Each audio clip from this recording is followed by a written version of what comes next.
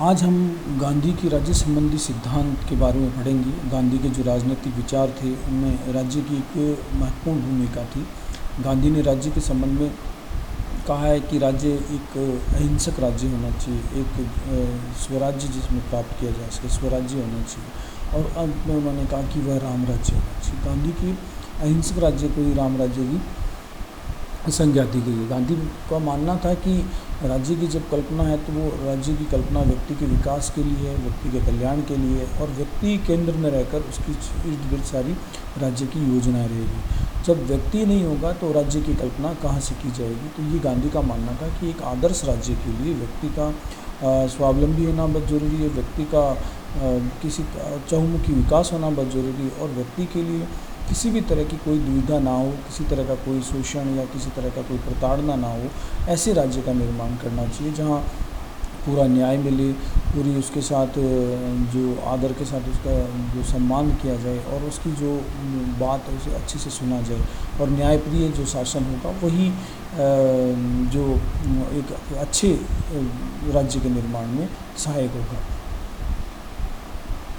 गांधी का मानना था कि जो पाश्चात्य विचारक थे जिनका केवल एक ही मत था कि राज्य का निर्माण हिंसा और जो शोषण के बल पे हुआ है और व्यक्ति का शोषण की एक संस्था है, तो ऐसा गांधी कभी नहीं मानते थे। उनका मानना था यदि ऐसी संस्था है तो वो व्यक्ति का विकास नहीं कर सकती, व्यक्ति के पतन का मार्ग बनेगी। राज्य के बारे में जो गांधी के विचार थे, उन्होंने कहा कि मानव जीवन को समग्रता से प्रभावित करने वाली एक सामाजिक संस्था है, मतलब मानव के जो विकास के लिए जो काम आने वाली एक महत्वपूर्ण संस्था है, जिसके सिद्धांतों व्यवस्थाओं में श्रेष्ठता और न्यूनता और मानव जीवन के श्रेष्ठता और न्यूनता काफ़ी सीमा तक आधारित है। कुछ विद्वान राज्य की राज्य को एक प्राकृतिक संस्था मानते हैं, तो कुछ विद्वान जैसे प्लेटो और अरस्तु व्यक्ति के विकास के लिए राज्य को अनिवार्य मानते हैं। इसी प्रकार हिगल मानते हैं कि मनुष्य को जो सारा जो मूल्य और महत्व उसकी समुची आध्यात्मिक सत्ता राज्य से ही संभव है।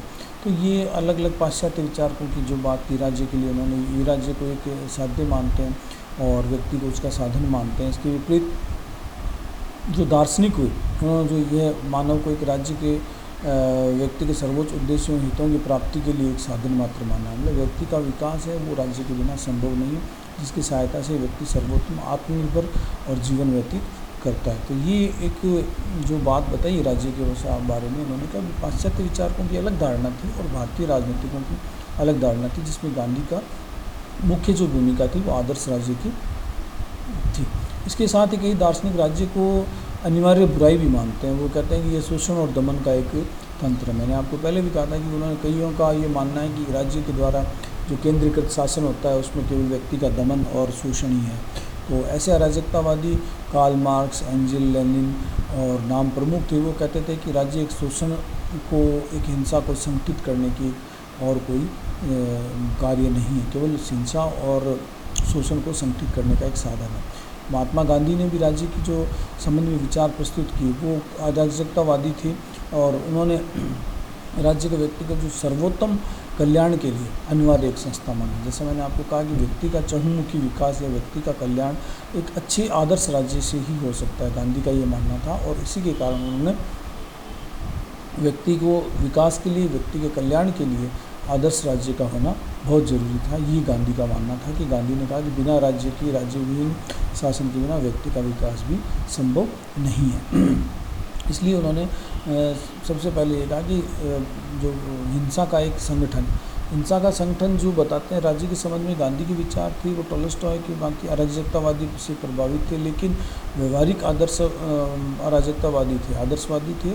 और साथ में उन्होंने राज्य को एक हिंसा का संगठन मानते थे, लेकिन वो हिंसा तो व्यक्ति के द्वारा भी होती है और लेकिन राज्य को एक संगठित हिंसा का वो एक साधन मानते थे।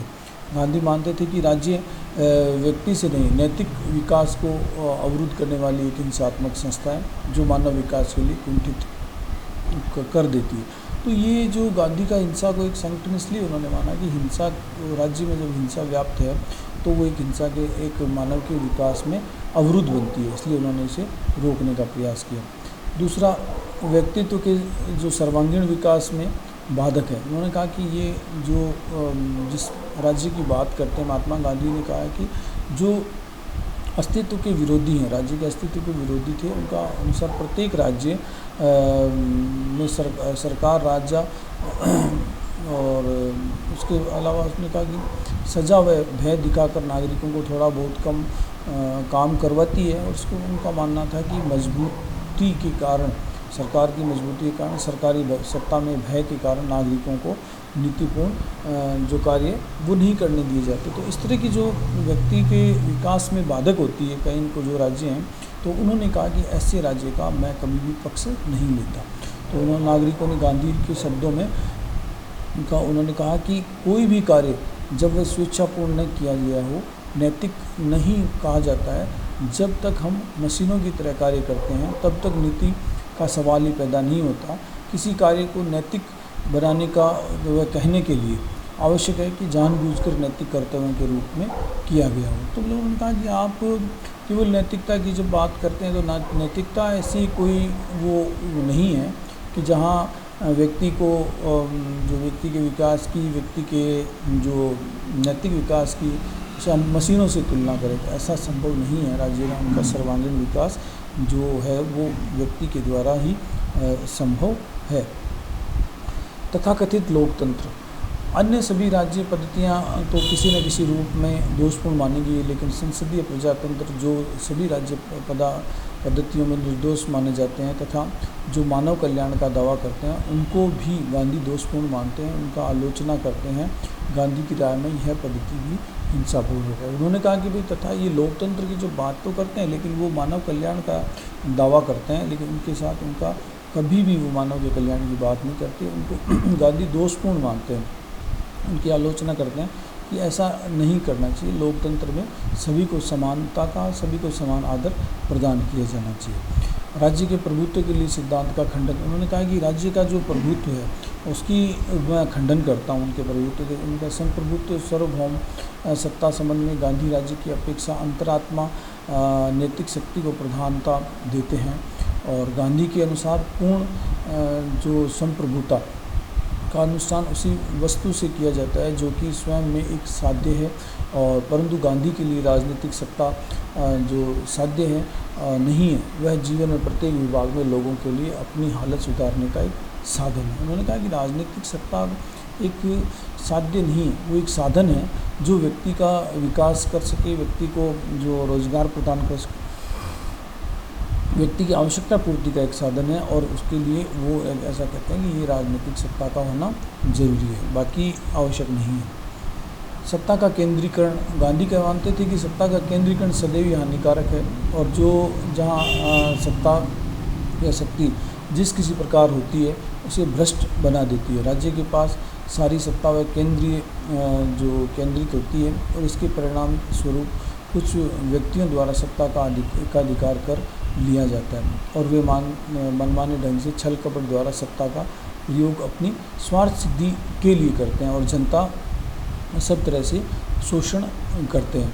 तो ये उनका मानना था कि भाई जब एक केंद्रीकरण, जब शासन की जब बात आती है तो वहाँ जब केवल व्यक्ति का शोषण ही है और कुछ नहीं है। तो सत्ता का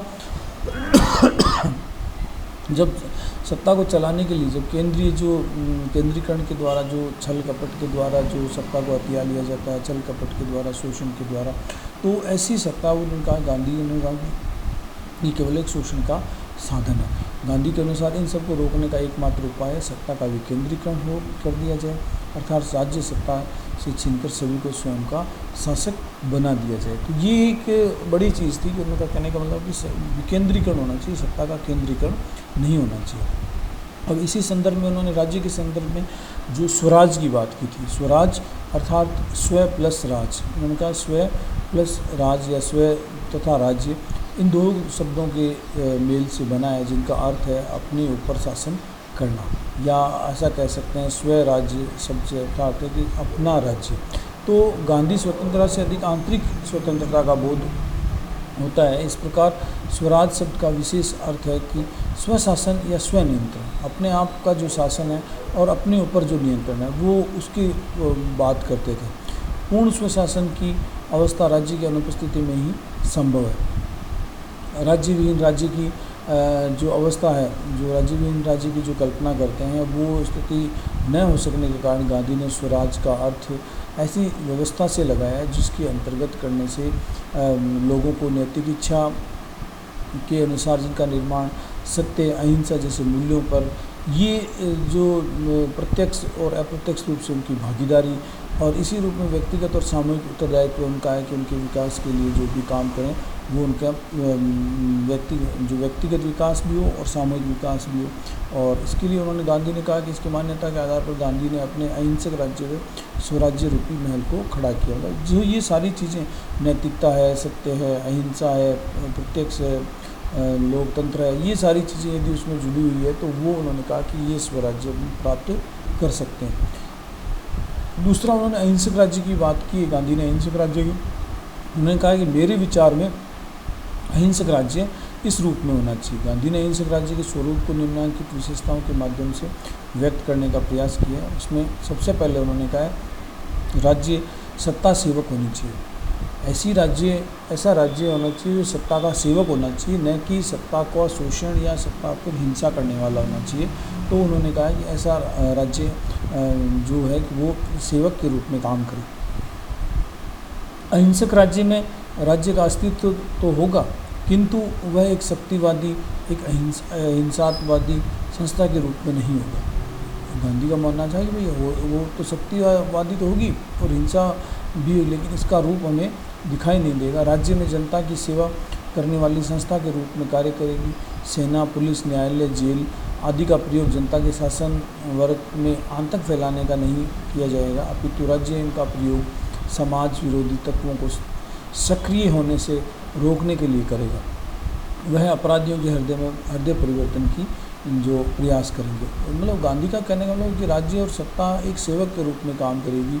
यहाँ न्याय भी होगा, यहाँ जेल भी होगी, लेकिन अपराधी नहीं होंगे। अपराधी अर्थात उन्होंने कहा कि व्यक्ति में किसी तरह का कोई भय नहीं होगा, किसी तरह का उन्हें जो दंड नहीं दिया जाएगा और उसके हृदय परिवर्तन की बात की जाएगी। ये उनकी राज्य सत्ता, उन्होंने कहा कि एक सेवक के रूप में काम करेगी और कहीं पे भी हिंसा और शोषण का जो बोलबाला है वो नहीं रहेगा और किसी तरह की कोई दबाव की राजनीति भी नहीं रहेगी। तो ये उनका मानना था कि एक राज्य के लिए एक सेवक के रूप में वो काम करेंगे। अहिंसक प्रजातंत्र से गांधी का जो तात्पर्य था, गांधी का अहिंसक राज्य, अहिंसा की जो बात करता था, अहिंसा और प्रजातंत्र का संगठन मात्र था। गांधी की राय में हिंसा और प्रजातंत्र साथ साथ नहीं, दोनों नहीं रह सकते। उन्होंने कहा कि हिंसा को भी आप अपने सत्ता से जोड़ के चलें, ये संभव नहीं है कि आप एक तरफ व्यक्ति के विकास की बात करें, दूसरी तरफ आप हिंसा करें, ऐसा संभव नहीं है। उन्होंने असत्य और हिंसा के द्वारा न तो स्वराज की स्थापना की जा सकती है और न ही सच्चे प्रजातंत्र की। उन्होंने कहा कि जहाँ हिंसा और झूठ ये जो रहेगा तो हम सच्चे प्रजातंत्र की बात नहीं कर सकते, क्योंकि हिंसा के द्वारा विरोधियों का दमन होता है और जो व्यक्ति स्वतंत्रता का अपमान है, जो मतलब इसी तरह यदि आप स्वतंत्रता तो एक तरफ दे रहे हैं, लेकिन उस स्वतंत्रता के साथ में आप उसकी प्रतंत्रता, उसके साथ हिंसा और दमन भी कर रहे हैं, तो ऐसी स्वतंत्रता कतई वो स्वीकार नहीं करते। यदि व्यक्ति की स्वतंत्रता प्रजातंत्र का सार है, इसमें सुरक्षा व विकास अहिंसा के द्वारा ही संभव है।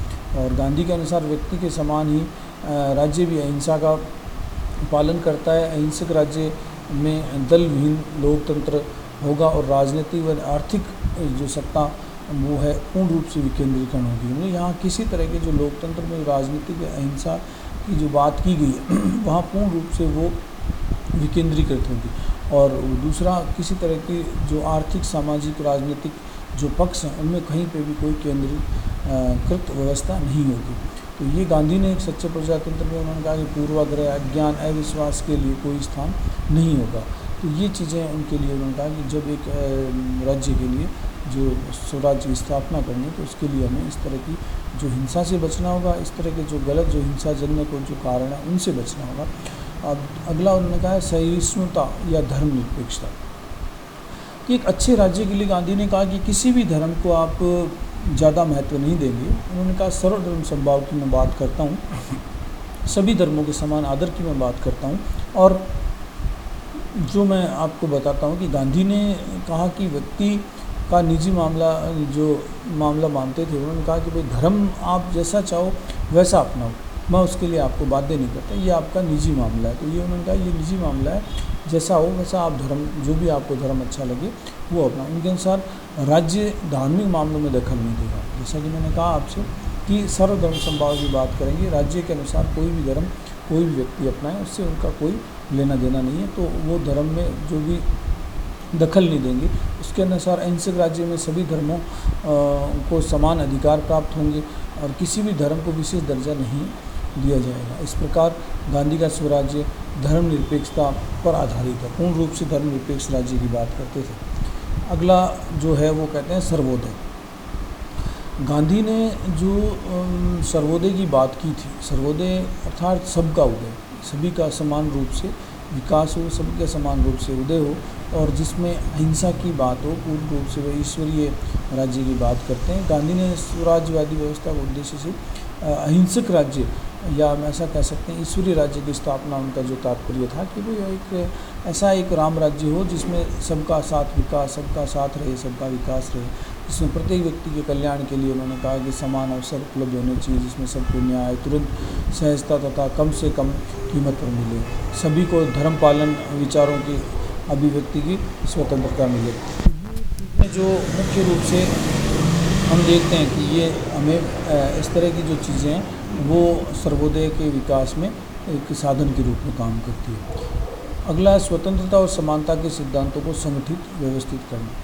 जो गांधी का जो मानना था कि स्वतंत्रता और समानता ये दो व्यक्ति के जो व्यक्तित्व विकास कह सकते हैं या जीवन के लिए बहुत मुख्य बिंदु थे। स्वतंत्रता और समानता, ये इनके बिना व्यक्ति जिंदा नहीं रह सकता था। तो अहिंसक समाज में उन्होंने कहा कि अहिंसक राज्य की जब हम कल्पना करते हैं तो ये दोनों के दोनों संगठित होने चाहिए।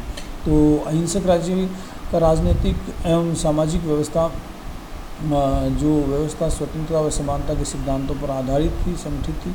सभी व्यक्तियों को समान रूप से अपने विचार प्रकट करने का पूर्ण जो स्वतंत्रता थी, अभिव्यक्ति की स्वतंत्रता थी। कोई भी किसी तरह की अपनी बात रख सकता है राज्य के सामने। सभी व्यक्तियों को समान अधिकार थे, राजनीतिक अधिकार प्राप्त थे। इसके बारे में जाति, धर्म, वर्ण, भाषा, लिंग आदि के आधार पर किसी तरह का कोई भी भेदभाव नहीं था।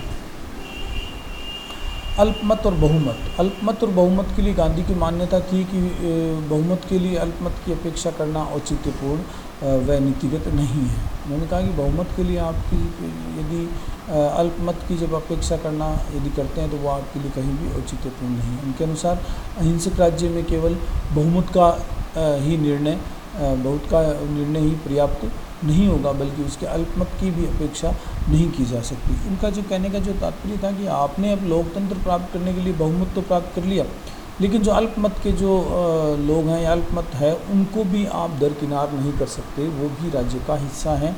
इसलिए उनको भी महत्वपूर्ण मामलों में अल्पमत के निर्णय को बहुत उन्होंने ठुकराया नहीं जाएगा। उन्होंने कहा कि क्योंकि अंतरात्मा की आवाज़ सामने बहुमत के निर्णय का कोई मूल्य नहीं है। जब अंतरात्मा की जब बात आती है तो उसमें वहाँ बहुमत की कोई बात नहीं है। तो ये उन्होंने कहा कि इस तरह से हमें बहुमत के साथ लोकतंत्र को जो औचित्यपूर्ण जो नीतियाँ तो बनानी, लेकिन बहुमत के जो अल्पमत के जो लोग हैं उनको भी पीछे नहीं छोड़ना।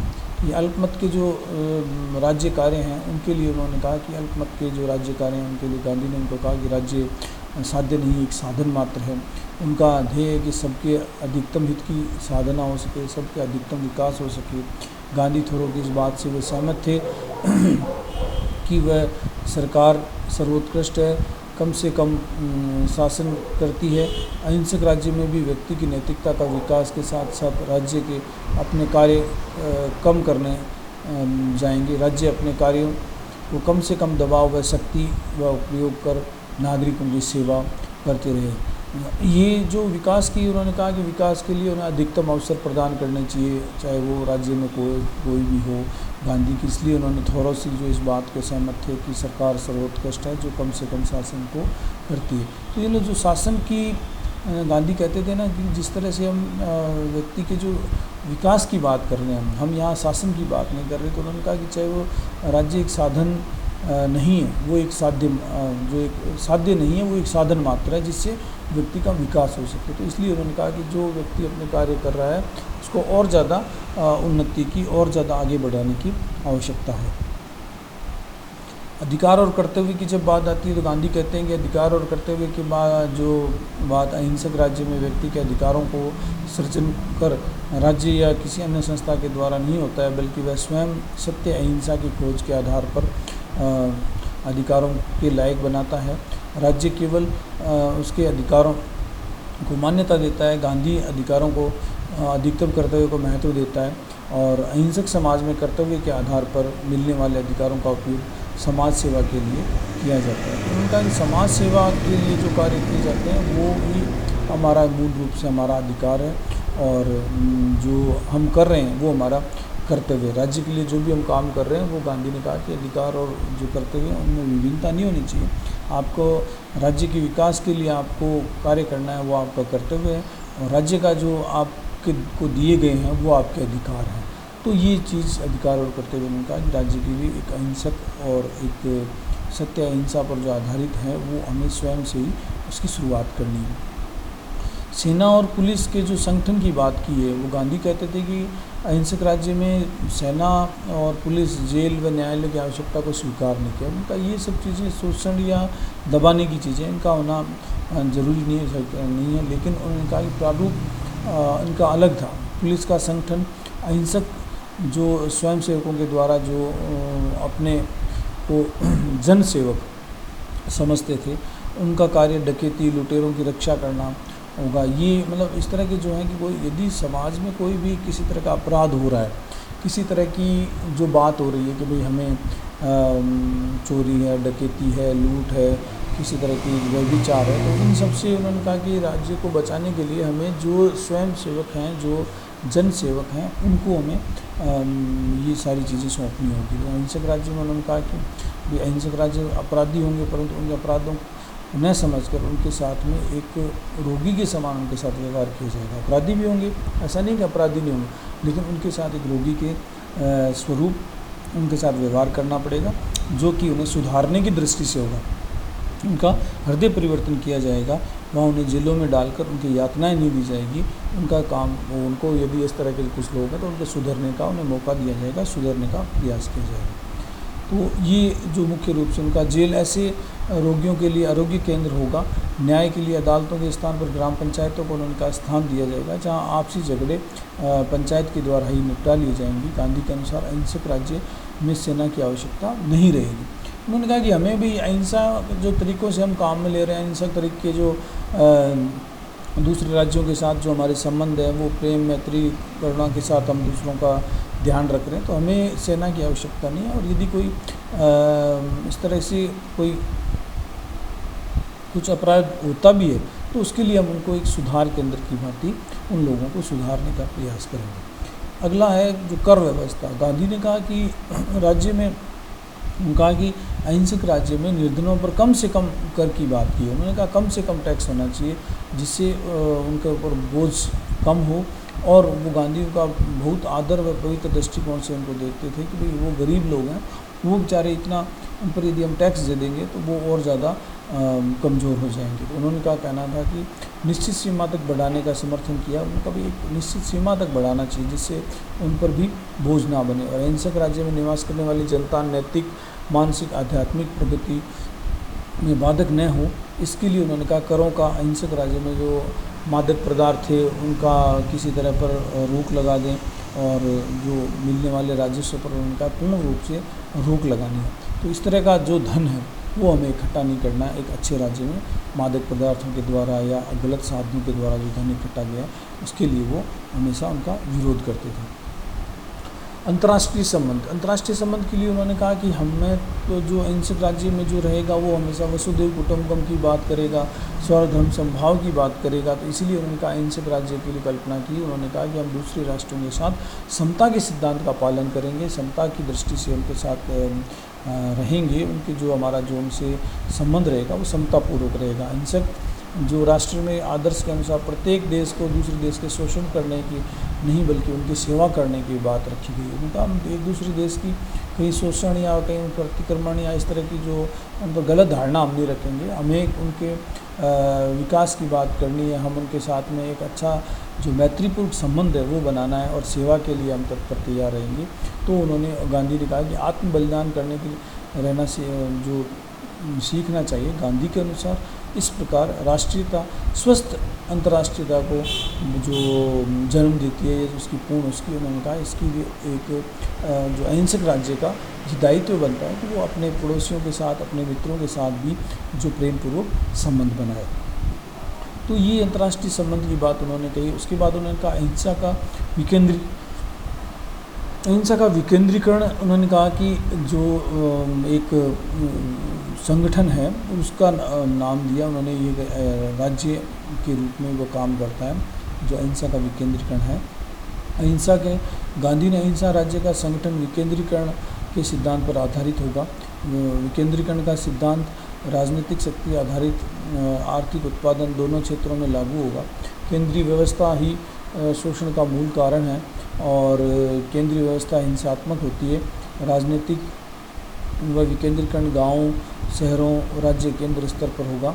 राजनीति अलग अलग जो क्षेत्र के हिसाब से बंटी होगी, शहर में तो अलग है, गांव में तो अलग है, जिला में अलग है, तो ये जो केंद्र में है तो वो अलग रूप से अपना काम करेगी। इसी अर्थव्यवस्था का जो विकेंद्रीकरण, लघु उद्योग, कुटीर उद्योग और जो भी हमारे संसाधन हैं उनका विकेंद्रीकरण हो, किसी एक के हाथ में वो पूरे साधन ना रहे, और ये उनका जो मूल रूप से उनका अहिंसा का विकेंद्रीकरण होगा, तभी एक आदर्श राज्य की कल्पना की जा सकती।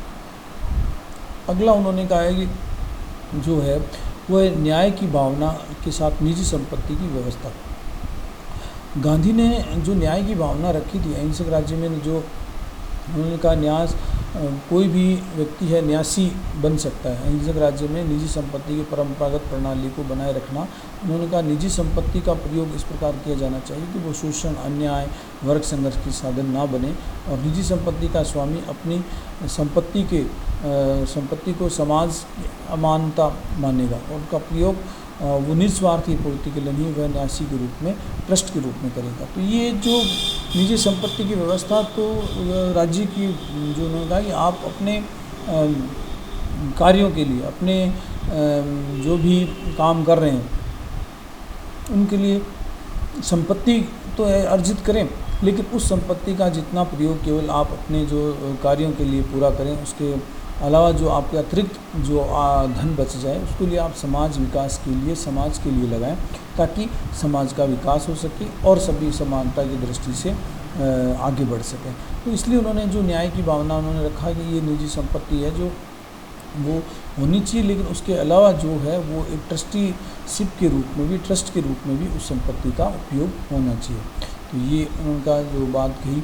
उसके अलावा उन्होंने भरण पोषण हेतु शारीरिक श्रम की व्यवस्था की।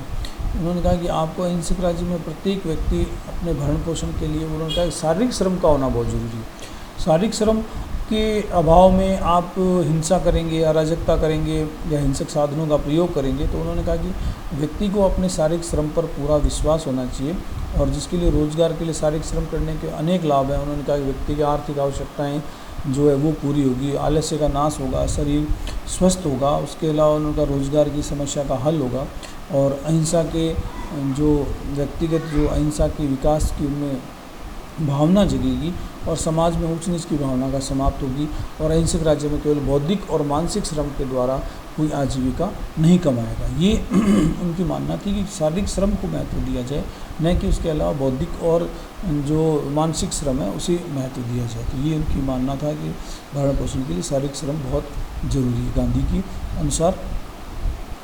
विश्व बंधुत्व की उन्होंने बात की। उन्होंने जब राम राज्य की बात की, जब उन्होंने कहा कि राम राज्य अपनी प्रकृति के आधुनिक किस्म का जो राष्ट्रीय समाज नहीं होगा, अपितु वह विश्व बंधुत्व की बात करेगा। ऐसा नहीं है कि हम केवल एक राज्य की जो बात कर रहे हैं उसमें राज्य तक ही वो सीमित रहेगी। उन्होंने कहा कि ये जो सारी व्यवस्थाएं हैं विश्व में तक भी लागू हो सकती है, और विश्व के लिए उन्होंने कहा कि हमें वसुधैव कुटुंबकम की जो बात करनी है, जो विश्व सारा एक परिवार के रूप में है, एक कुटुंब के रूप में है, और वो जो विश्व की बात करते हैं वो हमारे लिए उपयोगी साबित होगी। न तो राज्य आक्रमण करेगा अहिंसक राज्य किसी दूसरों पर, न साम्राज्यवादी होगा, न अन्य राज्यों के आंतरिक मामलों में हस्तक्षेप करेगा, और न ही वह राष्ट्रीय हित के संकीर्ण मनोवृत्ति से मुक्त होगा, और वह मतलब दूसरों को किसी तरह का कोई भी द्वेष भावना है, किसी अन्य राज्य से कोई भी किसी तरह की विवाद है वो नहीं रखेगा, और वह राष्ट्रहित के संकीर्ण मनोवृत्ति को जो उनसे मुक्त होगा और सदैव विश्व हित की पक्ष में त्याग जो भी कार्य करेगा वो विश्व हित को देखते हुए करेगा, भले अपने राज्य में वो कोई कार्य करे, उससे विश्व को कोई नुकसान ना हो, विश्व में हमेशा जो मैत्री बने रहे, सबके साथ में वो आपस में जुड़े रहें, यही उनका मैत्रीपूर्ण जो संबंध बने रहें। राज्य के जो कार्य के रूप में जो कहा इन्होंने कि राज्य एक संस्था है जो व्यक्ति के विकास के रूप में काम करती है। यह स्पष्ट है कि राज्य नागरिकों को अधिकतम हित प्रदान करने का साधन है। अहिंसक राज्य के मुख्य से दो कार्य हैं, वो एक तो है व्यक्ति नागरिकों का सर्वांगीण विकास करना, दूसरा उनका है कि वह छोटी छोटी संस्थाओं के रूप में या वैसे कार्यों को करेगा जो कि संस्थाओं के रूप में नहीं परंतु जनहित के लिए काम करेगा। दूसरा है व्यक्ति का विकास और जो जनहित के रूप में जो काम करना, ये उनकी जो मान्यता थी। जन कल्याण के लिए वो जंगल, खनिज, जो शक्ति, यातायात के साधनों पर नियंत्रण रखेगा, अपने हाथ में रखेगा, परंतु सभी कार्य सेवा भावना से संपन्न होंगे। ये उनकी जो मान्यता थी कि भाई राज्य कार्य तो करेगा लेकिन उसमें सेवा का भाव उसमें जुड़ा रहेगा। आप सभी का धन्यवाद। और गांधी के ये विचार थे जिनसे उन्होंने एक आदर्श राज्य की, एक राम राज्य की कल्पना करने की बात रखी और विश्व में इसके जो सिद्धांत को काफ़ी रूप से अपनाया गया।